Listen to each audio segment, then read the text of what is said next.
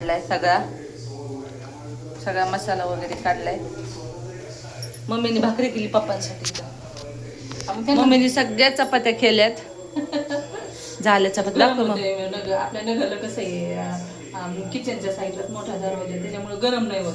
हा अगं तिकडं किचन मध्ये तू खुल्लीच आहे, सगळी खुल्ली म्हणजे भिंतच नाही. तिकडं लय भारी रुपाली जायचंय आपल्याला. रुपाली ताईने घेतल्यावर फ्लॅट बघायला. तर ताई म्हणते तिकडं खूप आहे. मग म्हणलं तुमची लाईटची खूप बचत होईल गड्या. लय बचत. इथे कशी लाईट लावावं लागते 24 तास लाईट. हा लाईट काय किचन मध्ये लाईट चालूच आहे. सकाळ झाली तर लाईट चालू आहे म्हणजे अंधार पडतोय ना. आणि खिडकी छोटी. मी चपात्या केल्या तर मला भरपूर घाम आलाय. आणि ताईला म्हणलं तुझ्या पप्पांना चपाती नाही आवडत तर एक आम्ही बाजरीची भाकरी बनवली आणि फ्लावरची भाजी बनवायची. आणि ताईला म्हणलं काळ्या मसाल्याची भाजी बनवूया. ताई कशी आहे ना माहितीये, तुम्ही पण मुलींना तशाच आहात. स्वयंपाक करायचा आणि खायचा खूप कंटाळा आहे तुम्हाला, नक्की सांगते मी. तर म्हणलं करूया काळ्या मसाल्याची भाजी आणि चपात्या बनवल्या आणि बाजरीची भाकरी. स्वयंपाकाची ह्याची तयारी करून ठेवली आहे. सकाळी नंतर कंटाळा येतो. 11च्या नंतर कंटाळा येतो स्वयंपाकाचा. त्याचं जेवढं तुम्ही सकाळी उठाल तेवढं तुमचं लवकर काम आवडेल, फ्रेश पण तुम्हाला वाटेल. बरोबर. चला आता चालले. किती वाजता उठवलंय सांगू का रुपाली ताईला? तिचे पप्पा 5लाच उठले. त्याच्यानंतर तिचे मिस्टर 6ला गेले ड्युटीवरती. हे 5लाच उठले. जे रुपाली ताईच्या मागं लागले, ताई उठ उठ. अगं कवर झोपती, अगं उठ उठ. ही उठती 10 वाजता. पोरी नाश्ता करतात 11 वाजता. प्रिशा बी मी बघते तर बापरे, प्रिशा इकडं लोळती तिकडं लोळती. अरे बापरे, मी म्हटलं अगाव तरी द्या बाबा प्रिशा राणीच्या.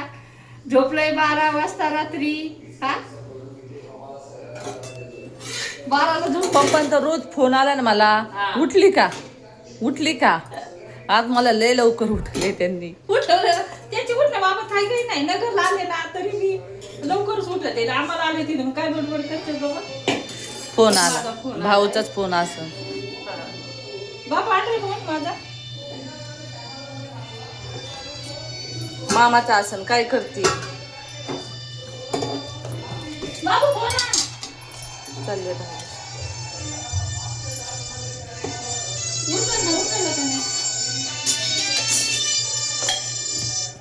हॅलो म्हटलं अगं नको धू कपडे. तर कशी भिजायला टाकले आणि स्वतःच धुवायला बसली.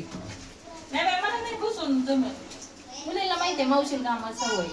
हा तर कपडे धुवायला बसली. आता रुपाली जायचं घर स्वच्छ करणं माझं काम आहे. आता माझं स्वच्छ बघ सगळं स्वच्छ. कपडे हे किती घाण केले. मुलींना तुम्हाला मोबाईल काही सुचू देत नाही. बसल्यात नवरे गेले कामाला की बसल्यात मोबाईल घेऊन बसल्यात. पोरं गेले शाळेत बसल्या मोबाईल घेऊन. तर मोबाईल वरतीच काम असते. हा मग तेच ना.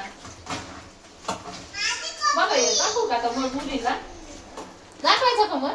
अगं ते याच आहे प्रिशाचं, याच आहे सुसूचा. सुसूच आहे मग काय जायचं नाही काय ह्याला. दाखव द्या लेच मग खरंच ब्लँकेट आहे ना ते. रुपाली जायचं तुझ्या बहिणीला दाखव द्या. ले मग खरंच मुलीला दाखव. अगं मग हे बेडशीटचे मळ निघणारच ना मम्मी.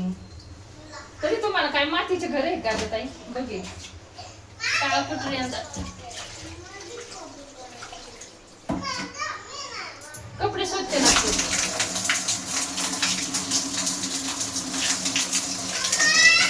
अरे मम्मा, अरे मम्मा. मी आता भांडे घासणार आहे, फरती पुसणार आहे. मग प्रांजलला शाळेत सोडू. प्रांजलची शाळा बघा. मग आम्हाला जायचं ताईंकडे जायचंय. ताईंकडे जाणार आहे आम्ही. सकाळी 12च्या आत तरी मुलीने 12च्या आत तरी तुमचे कपडे झाले पाहिजे, स्वयंपाक झाला पाहिजे, फरशी झाली पाहिजे आणि काम करून मग निवांत बसलं पाहिजे. काय करती.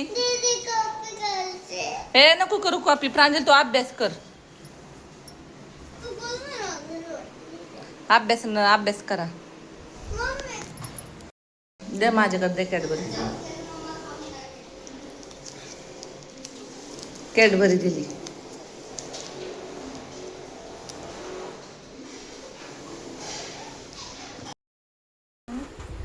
तुला मम्मी अशी थकशील ना तू अशी खाली आल्यावर.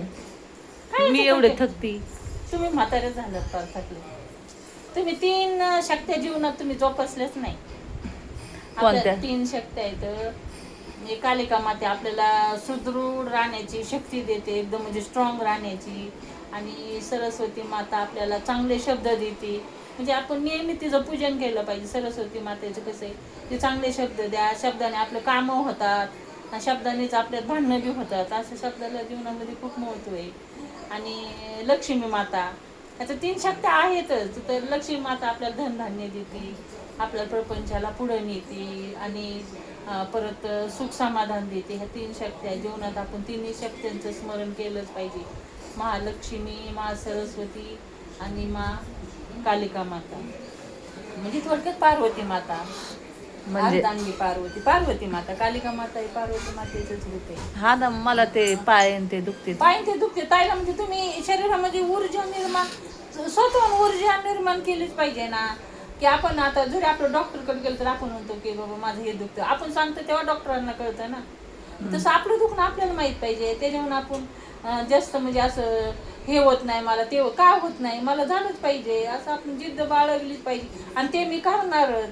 पहिल्या महिलाच आहेत आपल्याला, सावित्रीबाई फुले, रमाई, तुम्हाला सांगते झाशीची राणी, हिरकणी, अशा महिलांच्या किती आता अंतराळात गेले, सुनीता इलियम, हा किती गेले म्हणजे. आणि आता मुलींनी म्हणायचं पार मला अभ्यास होत नाही, मला डोळ्याने दिसतच नाही. म्हणजे हे सगळं चुकीचं बाब आहे. आणि तुम्ही आहार योग्य करा, सकाळी कंपल्सरी नाश्ता करा, आणि त्याच्यानंतर दुपारी वेळेवरच जेवा, आणि संध्याकाळी वेळेवरच जेवा, आणि वेळेवर झोपा. का नाही तुमच्या शरीरामध्ये ऊर्जा निर्माण होणार, 100% होणार म्हणजे होणारच. कारण तुम्हाला शरीराला नियम लावून घेणं खूप गरजेचं आहे जीवनात. हा आता मला जायचं प्रांजलला शाळेत सोडवायला. आवरा दे जेवायला. सगळे बसले जेवायला. फ्लावरची भाजी, आणि येताना दही घेऊन आली. दही खाल्ल्याला चांगलं असते, कॅल्शियम भेटत आहे का नाही. आता उन्हाळ्याचे दिवस आहेत, थंड.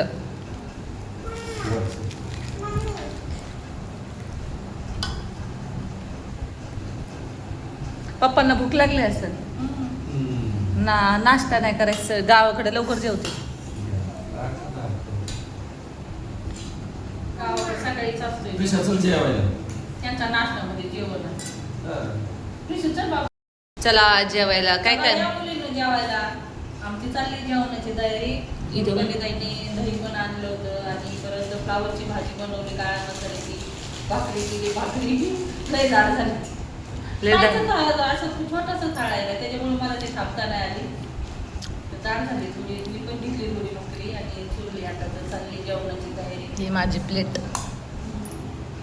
चला या जेवायला. ताई वाट बघते रे तिकडं. स्वयंपाक करून पण जायचंय आम्हा दोघांना. पण ताईला म्हटलं थोडंसं ऊन कमी होऊन दिलंय, उन्हाचं येऊन. हा प्रांजलला आता शाळेत सोडले, जेवणाची तयारी झाली. आता 1 वाजलेलंच आहे. 1 वाजलाय. आमचं एकचं टाइम आहे तसं जेवायचं. चला जेवा. चला मुलींना या जेवायला. जेवतो. तुम्ही पण जेवा.